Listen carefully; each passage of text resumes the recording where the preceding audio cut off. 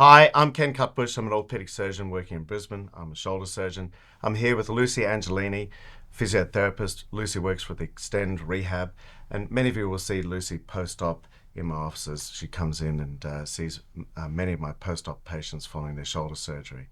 Today we're going to talk about frozen shoulder and what to expect around the surgery for frozen shoulder. So Lucy, we see a lot of people with frozen shoulders, a very common shoulder condition. Leading up to an operation for frozen shoulder, what do you like to recommend to people to do in terms of their rehab and their preparation for that surgery? Frozen shoulders are horrible. Patients are never very happy leading into this kind of surgery. So they're often in a lot of pain and their movement is very restricted. So a lot of their activities of daily living are very difficult. So if you're finding that physiotherapy is helping with managing your pain, so maybe heat, massage, some gentle stretching, then that can help make your frozen shoulder experience a little more manageable in the lead up to the surgery. A lot of things like making sure that your shoulder blade is in a good position and the range of motion of the adjacent joints, because you're not using your body as you normally would. You're sort of in protective mode. So making sure that your spine, your neck and your thoracic spine and your elbow and your hand are all moving as well as possible, and just helping with managing your pain. Yeah. And gone are the days where we used to recommend that people forcibly stretch their shoulders, haven't they? They've gone. Yes, physiotherapy is not going to, with passive stretching, get your range of motion back. It's more, Yeah. supporting your shoulder through this. So there's no need to push your shoulder preoperatively, forcefully stretching the shoulder, trying to overcome that tightness that you have from the frozen shoulder won't work. And it just makes your shoulder sore and increases the inflammation and stirs the shoulder up. And with frozen shoulder, personally, I think it's very important to try and get the shoulder to calm down, to calm that inflammation down and not aggravate it. So when we come around to surgery, we will be talking about an arthroscopic release for the shoulder to cut the capsule. The capsule goes from one side to the other side, and in frozen shoulder, it starts off with inflammation. If you put a scope in at that time, right up at the beginning, it's all red and raw. That capsule, which is a flexible membrane inside the shoulder, becomes very thickened and fibrous and contracted. That's the second phase. And the third phase, of course, it then resolves and goes away. And as far as we know, everyone with frozen shoulder will eventually resolve. So what we're doing is cutting that fibrous contracted capsule. And so what I do is a 360-degree release, and that just simply delinks one side from the other side. We're not talking about curing frozen shoulder. This is a mechanical solution to the tightness in your shoulder and will give range of motion back to your shoulder early on. Well, it gives it back immediately, actually. You'll see it post-op that afternoon. We try and do the surgery in the morning. We schedule the surgery in the morning of the day, the first half of the day, so that you can be seen by the physiotherapist on the hospital ward that afternoon. And that's very empowering to see the range of motion that you get that afternoon and see that it has come back. It's very confidence boosting. And then the physios will see you again the next morning. The nurses then will change your dressings. If you've got a pain pump in, you'll have the pain pump taken out. Other patients with a block won't need a pain pump taken out. And you normally will get out of hospital around about 10 a.m.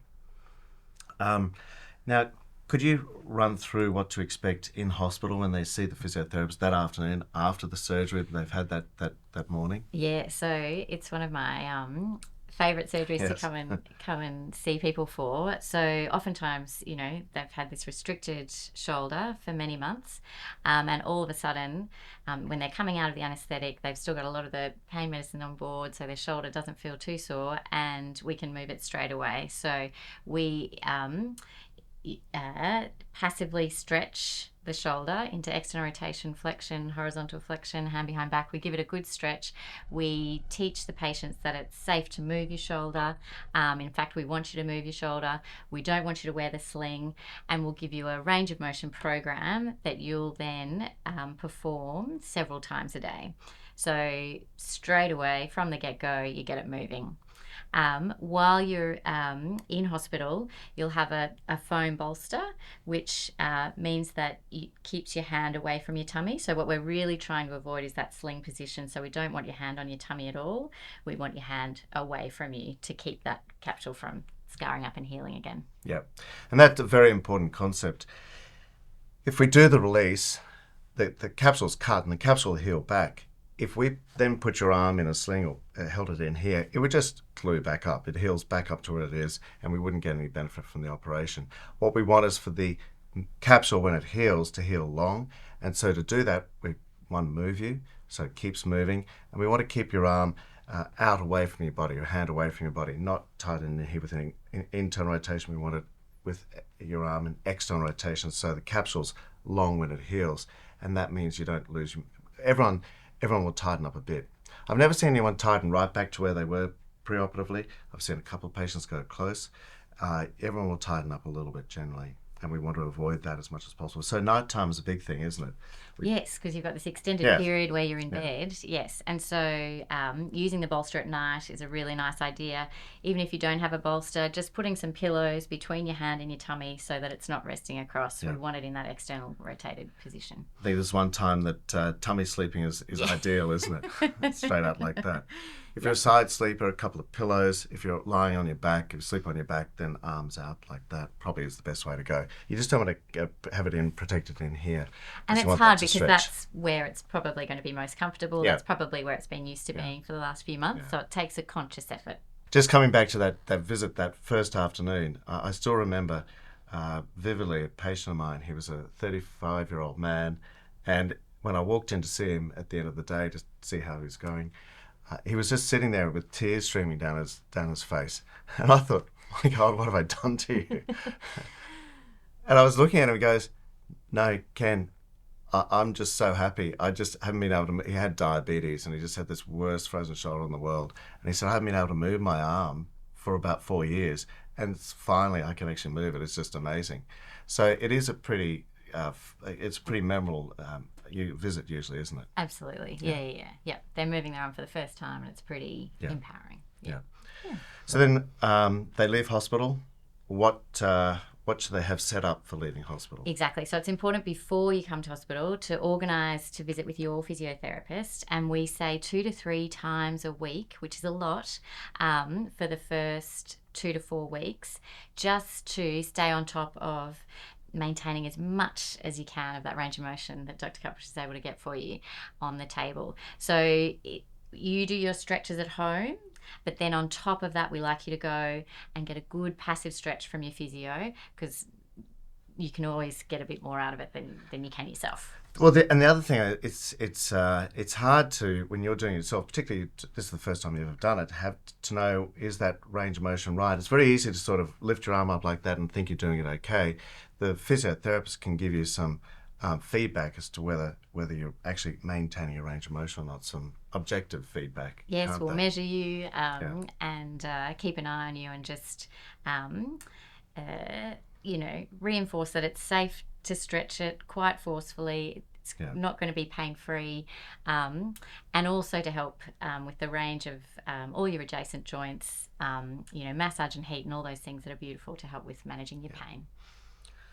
In that first 6 weeks, if your shoulder is sore, a lot of people, it's a really good experience from the point of view. The shoulder's been really sore beforehand. Every time they've gone to move it, they get sharp pain. That goes away because the capsule's been released. They're not getting that sharp jab of pain when they move their shoulder.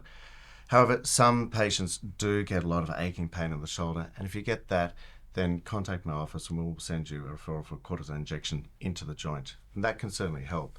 They're not magic, but they usually do help a bit. And I think if you're really in a lot of trouble, it's very important we get this operation to work. So at 1, even maybe 2 cortisone injections in that first 6-week period, just to make sure we get the result we want for the surgery, is pretty reasonable, I think. Absolutely. Yeah. And so you come back here at week 6 weeks. Yeah. And we have a look at the range of motion that you've been able to achieve. And then if your pain's starting to settle, you're able to maintain your range, then we can start a little bit of strengthening on top of that. But the focus initially is really on the range of motion. Yeah, definitely. So I think that's a good overview with the frozen shoulder. It's important to know, to remember that frozen shoulder is a condition that will get better by itself regardless of what you do. It is going to get better. So you don't need treatment. These treatment options we talk about are options, and for some people they're very, very a very significant option for them. Other people, they don't. They'll just wait for the frozen shoulder to resolve of its own accord. We are not with the release curing the frozen shoulder. We are giving you back range of motion earlier. The frozen shoulder still has to run its course and resolve before it will completely go away, and that's something just to get your head around, to be aware of too. But frozen shoulder the release for the frozen shoulder is a successful operation. It's a well-tolerated procedure which has a high patient satisfaction rate, and it's not risky. So it's something that does help a lot of people. Thanks, Lucy. I think that was a good rundown.